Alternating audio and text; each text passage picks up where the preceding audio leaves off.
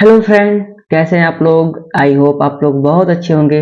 तो फिर से मैं लेकर आया हूँ कुछ नया क्वेश्चन जो as a desktop support engineer, help desk support engineer और टेक्निकल सपोर्ट इंजीनियर के लिए जो भी क्वेश्चन किए जाते हैं, जो भी इंटरव्यू क्वेश्चन होते हैं, उन क्वेश्चन के साथ मैं यहाँ पे कम बैक किया हूँ। और यहाँ पे एक ही क्वेश्चन मैं आपको बताने वाला हूँ और उसके आंसर भी बताने वाला हूँ। तो जो इसमें सबसे पहला क्वेश्चन है वो है, what is different between HDD and SSD। Hard disk drive और स्टेट सॉलिड ड्राइव में अंतर क्या है। जैसे कि आपको मालूम होगा कि आपके पास कई तरह के हार्ड डिस्क की टाइप हैं। आपके पास आइडिया हार्ड डिस्क था जो कि अभी फ्लॉप हो चुका है। फिर आपके साटा हार्ड डिस्क आए, राइट। यानी इसके अंदर आपके आटा हार्ड डिस्क, पाटा हार्ड डिस्क, साटा हार्ड डिस्क और साटा में ही अभी आपके मिलते हैं SSD।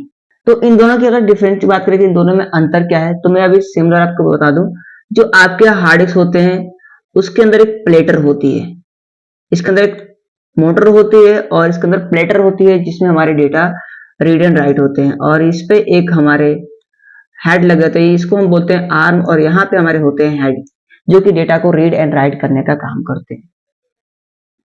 और आपके हार्ड डिस्क में स्पीड होती है, राइट, कि आपके हार्ड डिस्क कितना स्पीड का है। जितने ज्यादा स्पीड का रहेगा उतने फास्ट आपके हार्ड डिस्क काम करेंगे। अगर कम स्पीड का है तो उसकी परफॉर्मेंस स्लो रहेगी।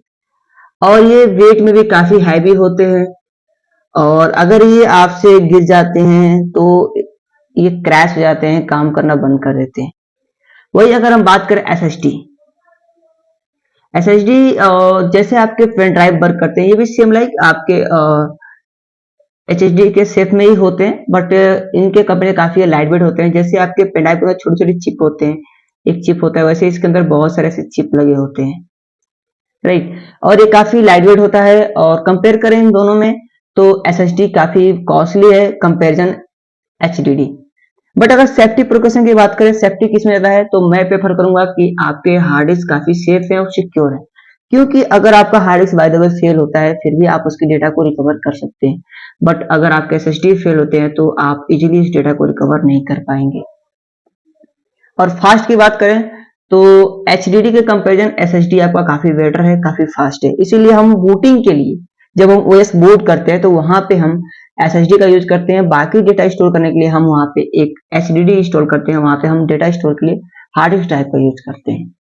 तो एक कॉमन डिफरेंस है हमारे HDD और SSD के अंदर, जो कि आप देख पा रहे हैं, राइट। इसमें जो हमारा डेटा रीड एंड राइट होता है वो मैग्नेटिक फील्ड के रूप में होता है, और जो आपके SSD होते हैं वो आपके पेन ड्राइव बेस्ड पे काम करते हैं। जैसे आपका पेन ड्राइव काम करता है, जिस तरह से आपके पेन ड्राइव में डेटा रीड एंड राइट होते हैं, सेम लाइक आपके ये SSD काम करते हैं, सॉलिड स्टेट ड्राइव। तो कई सारे डिफरेंट है इसमें, कॉस्ट का भी डिफरेंस है, स्पीड का भी डिफरेंस है, डेटा स्टोरेज का भी डिफरेंट है। आपके हार्ड डिस्क के प्राइस थोड़ा लो होता है कंपैरिजन SSD के। SSD के बहुत ज्यादा हाई प्राइस है और परफॉर्मेंस भी काफी अच्छा है। देन उसके बाद नेक्स्ट क्वेश्चन हमारा, what is BIOS. Basic input output system क्या है, बायोस क्या है और ये कैसे काम करता है। बेसिकली बायोस एक हमारा चिप होता है हमारे मदरबोर्ड के ऊपर, जो कि हमारे मदरबोर्ड और सॉफ्टवेयर के बीच में काम करता है। ये हमारे सभी इंटरनल पार्ट को, जो भी आपके मदरबोर्ड के अंदर जो भी पार्ट्स होते हैं, जितने भी पार्ट्स हैं, सबके कनेक्शन को चेक करता है, कनेक्टिविटी को चेक करता है, राइट। और इनके बीच में एक हमारी मेमोरी होती है, कैची मेमोरी, जो कि बहुत फास्ट होती है, जो बायोस और प्रोसेसर के बीच में जो डिस्टेंस होता है उसको कवर करता है। तो बायोस एक तरह का चिप है, प्रोग्रामिंग चिप है, जो कि आपके सिस्टम के जितने भी पार्ट्स हैं, जो भी इंटरनल पार्ट्स हैं, उनको चेक करता रहता है। एक तरह से बोले तो जितने भी आपके कह सकते हैं आप, कूलिंग फैन है, हार्ड डिस्क ड्राइव है, या अदर जो भी आपके एक्स्ट्रा मदरबोर्ड फैन है, उन सबको वो चेक करेगा कि हमारे मदरबोर्ड अच्छे से हमारे मदरबोर्ड के जो फैन है वो अच्छे से वर्क कर रहे हैं या नहीं कर रहे हैं, हमारे कूलिंग फैन अच्छे से अगर वर्क कर रहे हैं कि नहीं कर रहे हैं। अगर वो अच्छे से वर्क नहीं कर रहा है तो आपको एरर मैसेज देता है, कूलिंग फैन एरर, आपको ऐसे कुछ ऑप्शन देता है, राइट। तो ये सभी जो चेक करता है आपके बायोस चेक करता है। एंड साथ साथ ये बूट प्रोसेस में भी आपको हेल्प करता है, रनिंग सर्विसेज को रन कराता है, बूट को रनिंग कराता है, राइट। और इसमें आपको कई तरह के सेटअप भी मिलते हैं। बायोस में आप जाके कई तरह के चेंजेस कर सकते हैं, लाइक कोई भी बूटेबल ड्राइव को आप चेंज कर सकते हैं। लाइक अगर फर्स्ट बूट डिवाइस अगर दूसरा बनाना है या कुछ अदर चेंजेस करने हैं आपके, या आपको बायोस सिक्योर करना है, पासवर्ड लगाना है, एंड कई सारी चीजें आपको इसमें फीचर मिल जाती है बायोस के अंदर, और वो सभी चीजें आप अप्लाई कर सकते हैं। एंड नेक्स्ट क्वेश्चन हमारा, विंडोज 10 रिमोट कंट्रोल एरर, यानी अगर आपके पास कोई विंडोज 10 ऑपरेटिंग सिस्टम है, उसमें आपने रिमोट कंट्रोल एक्सेस करना चाहते हैं एक नेटवर्क के अंदर, तो वो एक्सेस नहीं हो पा रहा है, एरर दे रहा है। तो एरर किस किस कंडीशन में दे सकता है? फर्स्ट तो आपकी लाइबिलिटी होगी, पहले चेक करें कि आपका जो रिमोट कंट्रोल सेटिंग है वो इनेबल है या नहीं है। अगर इनेबल है तो ठीक। इनेबल में भी आपको परमिशन चेक करने होते हैं कि आपने वहां पे परमिशन क्या दिया है, लाइक एवरीवन दिया है, किसी प्रॉपर यूजर को दिया है, या क्या आपने वहां पे परमिशन दिया है।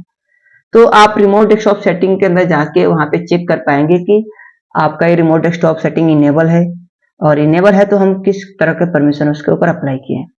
देन इसके अलावा आपको अपने नेटवर्क कनेक्शन को चेक करना पड़ेगा कि हमारे नेटवर्क को कोई इशू तो नहीं है। तो आप अपने नेटवर्क को चेक करने के लिए पिंग कर सकते हैं।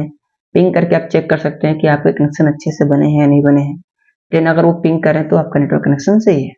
देन इसके अलावा आप फायरवॉल एंड एंटीवायरस को चेक कर सकते हैं, क्योंकि कुछ कंडीशंस में आपके फायरवॉल और जो एंटीवायरस होते हैं, जो थर्ड पार्टी एप्लीकेशन होती है, वो आपके इस रिक्वेस्ट को, यानी जब आप रिक्वेस्ट करते हैं किसी सिस्टम को रिमोट एक्सेस के लिए, तो उसको वो ब्लॉक कर देते हैं।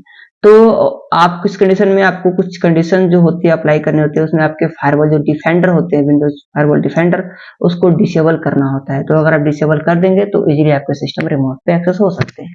तो नेक्स्ट क्वेश्चन है हमारा, हाउ टू इंस्टॉल ओएस। अगर आपके पास कोई भी विंडो का ऑपरेटिंग सिस्टम है या लाइनक्स है या कोई भी ऑपरेटिंग सिस्टम हो, जब आप इंस्टॉल करें तो आप किस किस स्टेप को फॉलो करेंगे विंडो इंस्टॉल करने के लिए या ओएस इंस्टॉल करने के लिए। मैं नॉर्मली विंडो की अगर बात करें, तो अगर आपको विंडो इंस्टॉल करना है, विंडोज 10, 7 या सर्वर कोई भी विंडो का वर्जन अगर आपको इंस्टॉल करना है, तो आप किस किस स्टेप को फॉलो करेंगे। तो फर्स्ट आपका रहेगा, जब भी कोई सिस्टम में अगर आप विंडो इंस्टॉल करना चाहते हैं, तो सबसे पहले आपकी लाइबिलिटी होती है जो सिस्टम है उसका डेटा आप बैकअप कर लें। जो भी इंपोर्टेंट डेटा है पहले आप उसको बैकअप ले लें, राइट। बैकअप लेने के बाद आप ऑपरेटिंग सिस्टम को डाउनलोड करेंगे, जो भी ऑपरेटिंग सिस्टम आपको इंस्टॉल करना है, लाइक 10, 7 या सर्वर कोई भी आपको इंस्टॉल करना है। देन आपको एक मीडिया का चयन करना है, जैसे कि हो सकता है आपका यूएसबी या आपके सीडी डीवीडी। तो आपको क्रिएट करना पड़ेगा अपने मीडिया को, यानी जो आपके पेन ड्राइव होंगे या डीवीडी होंगे उसको आपको क्रिएट करना पड़ता है। अगर पेन ड्राइव की बात करें, ज्यादातर अभी पेन ड्राइव हम यूज करते हैं, तो अगर पेन ड्राइव की बात करता है उसको आपको बूटेबल बनाना होता है। बूटेबल बनाने के लिए आप कमांड के थ्रू भी बना सकते हैं, या फिर आप उसको किसी सॉफ्टवेयर के थ्रू बना सकते हैं। देन नेक्स्ट स्टेप में आप क्या करेंगे, कंप्यूटर को रिस्टार्ट करेंगे। कंप्यूटर को रिस्टार्ट करने के बाद आप उसमें कंप्यूटर को रिस्टार्ट करेंगे। रिस्टार्ट करने के बाद आप उसमें बूट की प्रेस करेंगे, या फिर आप बायोस को चेंज करके फर्स्ट बूटेबल डिवाइस को यूएसबी सिलेक्ट कर सकते हैं। तो दो तीन ऑप्शन होते हैं आपके पास, अगर आपको मालूम है बूटेबल की क्या है, लाइक एचपी, डेल, लेनोवो, सबका अलग अलग बूट की होता है, तो आप ये बूट की प्रेस करके यूज कर सकते हैं। या फिर डायरेक्ट बायोस में जाके आप फर्स्ट बूटेबल डिवाइस को सिलेक्ट कर सकते हैं, यूएसबी को, तो ऑटोमेटिक वो बूट सिलेक्ट कर लेगा, राइट। उसके बाद आप इंस्टॉलेशन को स्टार्ट करेंगे। स्टार्ट करने के बाद आपको यहाँ पे प्रोडक्ट की मांगता है, प्रोडक्ट की आप दे सकते हैं। अगर आपके पास लाइसेंस है उस विंडो का, तो इजीली आप प्रोडक्ट की दे सकते हैं। एंड देन उसके बाद उसके कुछ टर्म्स एंड कंडीशन होते हैं जिसको हम लाइसेंस बोलते हैं। लाइसेंस एग्रीमेंट को आपको एक्सेप्ट करना होता है। एक्सेप्ट करने के बाद आप नेक्स्ट करते हैं, एंड उसमें आपको चूज करना होता है टाइप को, लाइक अगर विंडोज 10 यूज कर अगर आप इंस्टॉल कर रहे हैं, तो उसमें विंडोज 10 में आपको कौन से बिट के चाहिए, 64 बिट होम चाहिए, एडिशन चाहिए, प्रोफेशनल चाहिए, कौन सा चाहिए आपको। तो उसके अकॉर्डिंग आप यहाँ पे टाइप को चूज कर सकते हैं कि आपको उसमें कौन सा चाहिए, एडवांस वर्जन कौन सा चाहिए, आपको जो भी चाहिए आप अपने अकॉर्डिंग उसको चूज कर सकते हैं। देन अपने जो भी ड्राइव रहेंगे उसको आप पार्टीशन में डिवाइड करेंगे, यानी पार्टीशन करना चाहते हैं, प्राइमरी पार्टीशन और सेकेंडरी पार्टीशन आप बनाना चाहते हैं, इससे कुछ लाइक 2-3 पार्टीशन बनाना चाहते हैं तो पार्टीशन आप बना सकते हैं। देन उसके बाद आप किसी एक पार्टीशन का जो प्राइमरी पार्टीशन होगा उसका चयन करेंगे और उसके अंदर विंडो को इंस्टॉल कर देंगे। इंस्टॉल होने के बाद आप उस विंडो को कॉन्फ़िगर करना होता है, लाइक आपको कुछ स्टेट, आपके कंट्री और कुछ आपके लैंग्वेज, कीबोर्ड लेआउट और कई सारी चीजें सेटअप करने होते हैं, उसको आप कर सकते हैं। एंड लास्ट में आप जो भी विंडो इंस्टॉल किया उसको आप अपडेट कर देंगे। देन ये आपका फाइनल इंस्टॉलेशन हो जाएगा। देन उसके बाद से जो नेक्स्ट क्वेश्चन है हमारा, what is different between hub and switch. Hub और स्विच में क्या अंतर है। तो सिंपली अगर बात करें हब एंड स्विच की, तो हब और स्विच दोनों हमारे नेटवर्किंग डिवाइस हैं। बट इन दोनों के पास अपना कोई भी एड्रेस नहीं होता है। हब भी हमारा एक नेटवर्किंग डिवाइस है और स्विच भी हमारा एक नेटवर्किंग डिवाइस है। इन दोनों के पास कोई अपना एड्रेस नहीं होता है, बट जो हमारे स्विच होते हैं, स्विच ये बहुत स्मार्ट डिवाइस होते हैं। स्विच को हम स्मार्ट डिवाइस के नाम से भी जानते हैं। स्मार्ट डिवाइस होते हैं, काफी अच्छा डिवाइस है और काफी सिक्योरिटी इसके अंदर मिलता है। कैसे? हब जो हमारा है वो हमारे फिजिकल लेयर पे वर्क करता है। फिजिकल लेयर, ओएसआई मॉडल के फिजिकल लेयर पे ये वर्क करता है, यानी इसके अंदर फिजिकली कनेक्टिविटी को बस चेक करता है। अगर हब में यहाँ पे सपोज 4 पोर्ट दिए हुए हैं, इससे हमने 4 पीसी यहाँ पे कनेक्ट किया है, तो अगर एक पीसी दूसरे पीसी को डेटा भेजता है तो केवल दूसरे पीसी को नहीं, अगर ये जो फर्स्ट पीसी है अगर सेकंड को कुछ डेटा भेज रहा है तो केवल सेकंड को नहीं, थर्ड एंड फोर्थ सबको जाएगा। यानी हब क्या करता है, डेटा का ब्रॉडकास्ट करता है, जिसकी वजह से हमारी डेटा की सिक्योरिटी नहीं रहती है। और एक सबसे बड़ी प्रॉब्लम इसमें क्या आती है, अगर आपने सपोज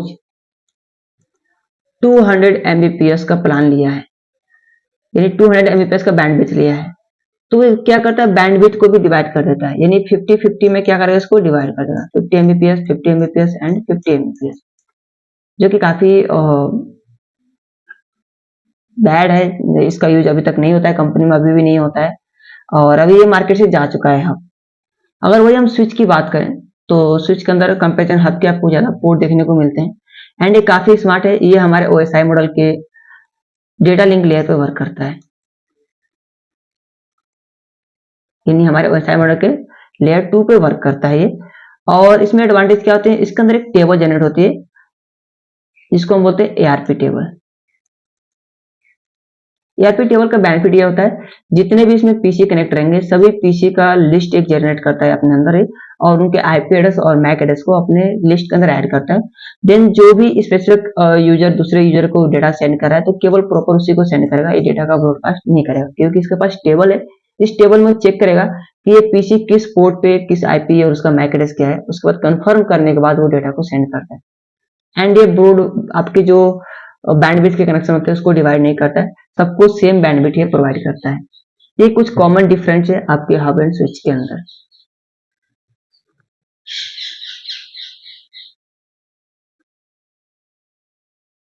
ये उसकी डेफिनेशन है, आप इसको लर्न कर सकते हैं।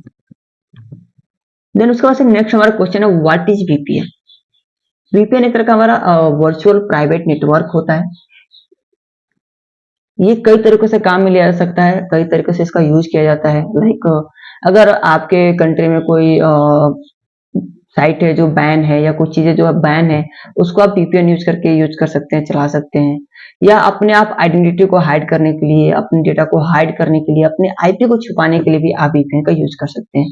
तो वीपीएन का यूज मल्टीपल तरीके से किया जाता है। ये आपके नेटवर्क के ऊपर, जो आपके फिजिकल नेटवर्क होते हैं उसके ऊपर एक वर्चुअली नेटवर्क क्रिएट करता है, जो कि किसी भी कंट्री के लिए आप ले सकते हैं। लाइक अगर कोई अदर कंट्री चूज कर रहे हैं, जैसे कि अभी मैं इंडिया में हूँ, अगर मुझे इंडिया में कोई साइट है, ऐसी कोई साइट है जो कि बैन है और मैं उसको एक्सेस करना चाहता हूँ, जैसे कि अभी इंडिया में पबजी बैन था, आई थिंक गेम के बारे में कुछ ज्यादा आइडिया नहीं, बट सेम लाइक अगर वो चीजें बैन है, अगर मैं इसको यूज करना चाहता हूँ तो मैं वीपीएन का सपोर्ट ले सकता हूँ। मैं चेक कर सकता हूँ कि किस कंट्री में ये वर्किंग में है, तो मैं उस कंट्री का आईपी अपने लिए रिजर्व कर लूंगा, उस सर्वर से मैं जुड़ जाऊंगा और अपने आईपी को उस कंट्री में, अपने लोकेशन को उस कंट्री में मैं भेज के उस चीज का यूज कर पाऊंगा।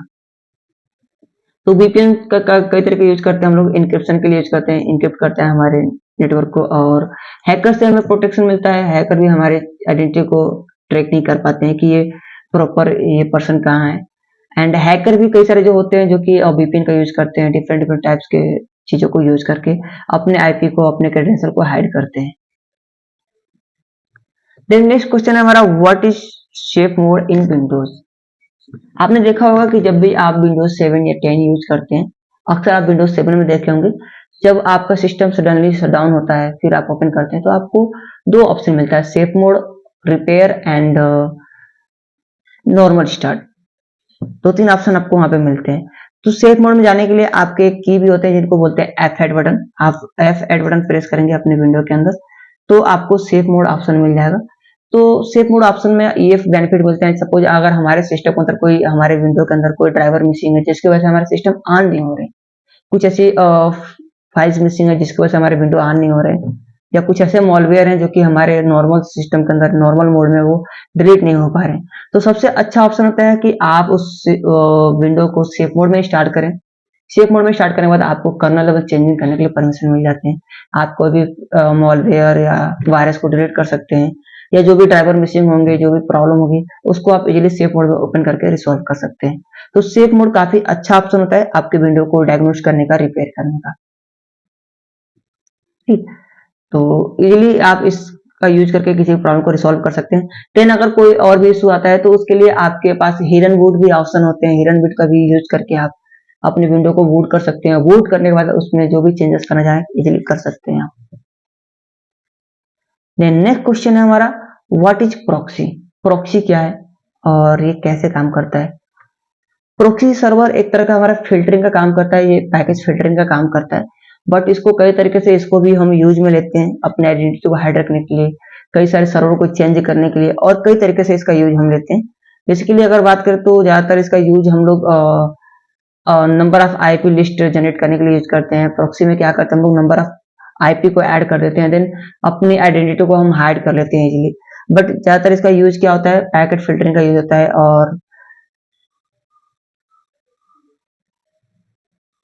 और जैसे आप प्रॉक्सी सर्वर यूज करते हैं तो आपके परफॉर्मेंस भी काफी बेटर हो जाते हैं, और कई सारी चीजों में आपका ये हेल्प करता है।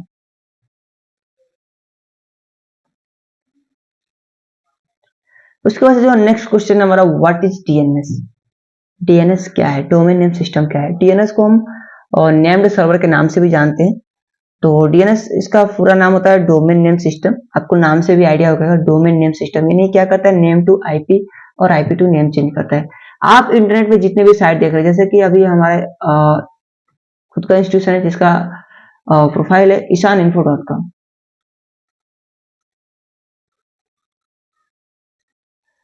तो ये जो ईशानइंफो.com है, जिसकी साइट है, वो नेम है केवल, बट इसके लिए भी एक आईपी रिजर्व किया गया है, रजिस्टर्ड किया गया है।